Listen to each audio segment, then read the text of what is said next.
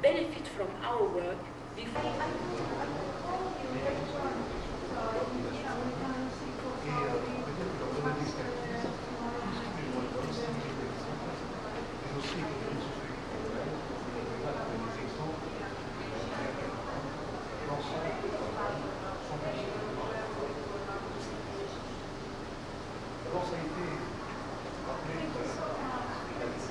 Thank you very much, Mr. Assistant Secretary General, Mr. Shimonovich, Ambassador Shimonovich, for recognizing us, including me. I commend you for organizing this. My question is really very concrete one, I would say, to Mr. Oscar and to yourself. If you can give me, since I'm a journalist, I'm Errol Avderish, representing the Webpublicapress, which is multimedia agency. I'm interested to hear one recent example where the R2P, responsibility for protect, which we all know is put in place after Srebrenica and Rwanda, really worked, that you can explain a little bit on that. And also, I saw among these 48 reputable special rapporteurs, a woman from Bosnia and Herzegovina, Ms. Jasminka Džumhur. And my question is, how the people from Bosnia, from Croatia, or Kosovo, since Ms. Džumhur is responsible for that, really can contact her and ask for those who are missing, since this is the, I would say, ongoing problem in that kind of role. Thank you. I thank you very much. We'll have a couple of questions or comments, and then on missing persons and how to deal with the issue of missing persons. Within the framework of United System, in 2012 there was a report to the General Assembly on missing persons.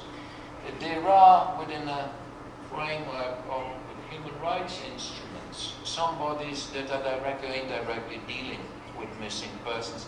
In fact, Leila, when dealing with arbitrary detentions, you are dealing sometimes with missing persons, with persons who are kept incommunicado. Also, a working group on enforced disappearances is dealing with persons who are not accounted for. However, I would say that even from a very practical view, the question was whom to go to. The best address would be International Committee of the Red Cross, who is in charge of helping national societies of the Red Cross in tracing of the missing persons.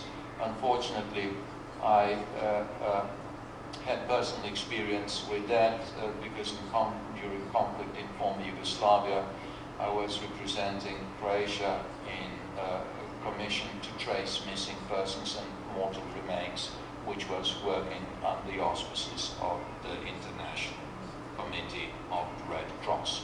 The special rapporteurs, of course, are very, very important, and as both of the previous panelists explained, it's very much for our colleagues who tend to be in the field, whether in resident coordinator configuration or special political mission or peacekeeping operations. But I thought, and I will get to that, because I do think we do have challenges in terms of how we do use these procedures much more effectively. And I would think that how we close certain loops here, and how we actually address the issue of coherence, the issue of consistency across the 48 mandates, and how these translate within the UN, sort of at times delinked from personalities and dynamisms, but how does all of this actually add up, and what do we make out of a lot of these recommendations? But I think also for the distinguished audience that I have the honor to address today, I also want to address what is basically, I think at times, a deep-rooted misconception about the Department of Political Affairs and how we deal with human rights in general, and our proximity or not. And because this has a lot to do with how we are changing the UN, how the whole issue of cultural change of mental change, and how do we end up making a difference, and how do we really breathe life to this word called mainstreaming, which in the UN is so disabused, and many times not really actually translated into reality. Let me sort of address what the common perception of DPA steeped in this culture of realpolitik, where human rights norms and principles are valid as long as they are expedient. Because this is very much at times what tends to happen, so far away removed from the reality of many of our colleagues working in these very difficult circumstances in the field. And so I will be challenging this notion, explaining very quickly what it is that we have been doing and why and how things have changed within DPA, and much of how this change has affected us as a department is very much linked to the opportunities that I think we can explore during the question and answer period in terms of how to better use the special procedures. Let me first of all just maybe cast a sort of put out here the three developments that we consider quite important in terms of the important changes, dramatic changes that have been happening in DPA. One is the evolution of the UN's normative framework on the issue of human rights. This has evolved and is evolving very rapidly, and particularly since the end of the Cold War. Issues of sovereignty are increasingly qualified and have been and are constantly addressed, both through Security Council practice, but also with the adoption of new norms such as the responsibility to protect. Today, for example, the respect for human rights is one key pillar in the UN's global counterterrorism strategy, something that our department is very much involved in helping facilitate. I would say that member states actually expect us to be integrating human rights in all the aspects of our work. Addressing gender-based violence in armed conflict is an increasing focus of the issues that we are addressing, and how to operationalize this in the context of our missions, but also in the context of the work we do across the system is extremely important. And here, maybe just to give an example, a concrete example, we are currently rolling out both to the field and here in headquarters the guidance to mediators on how to address conflict-related sexual violence in ceasefires and peace accords. This is very much at the crux of resolving conflicts. This is very much in the crux of how we deal with post-conflict situations, and having clear guidance on this with the senior-most officials of the system that are put to negotiate agreements is very much something that we're doing as we are talking.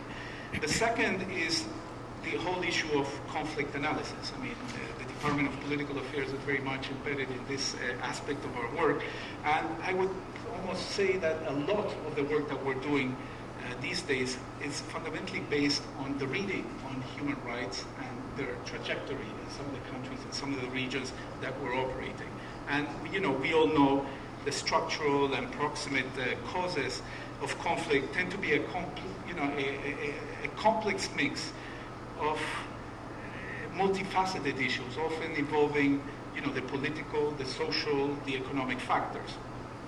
But if we had to boil down the complex causalities to one primary conflict driver, which is prominent across all the issues that this department of ours is addressing, it would be the issue of exclusion. And I know that many of the special rapporteurs look in their work through this angle, exclusion. Addressing issues of exclusion, marginalization, discrimination, and human rights, of course, violations, has become our primary objective in conflict management efforts.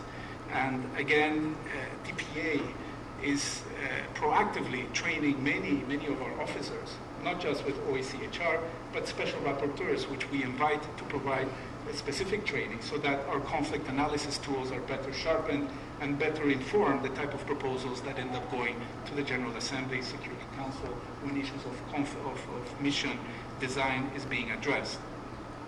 For us, I could share with you something that should not be the top secret, but increase in human rights violation is normally our #1 conflict early warning indicator. And so this basically to show how important it is for us to be able to work very, very closely with the instruments that are being discussed here today. The third development, I think, that is quite important and something that Ivan has also been addressing in other similar formats is this whole discussion of peace versus justice, and how that, what we have learned out of this discussion is, again, placing human rights and accountability on the back burner is something, as might have been the case in previous years, is something that might be something necessary to score very immediate short-term political goals, but always tends to backfire over the long run. And I think some of the aspects shown in the video earlier on were precisely referring to that, the type of compromises that can happen between peace and justice. And again, moving beyond the very dogmatic discourse that has been happening between peace and justice discussion, we are now fundamentally driving an agenda where we promote both peace and justice. And mainstreaming this concept in the way of our thinking is something that, that is very much at the heart of what our department is doing.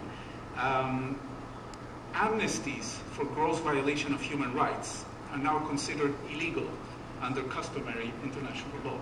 And these are the things, I mean, I mentioned this because when we talk about all these practices, and particularly in conflict countries, how we are addressing these issues become extremely important. So operationally, with these three quick examples, this gives you a sense of how quickly and how rapidly the normative changes are taking place and impacting a department such as ours, where we tend to as well work with many of the Secretariat departments.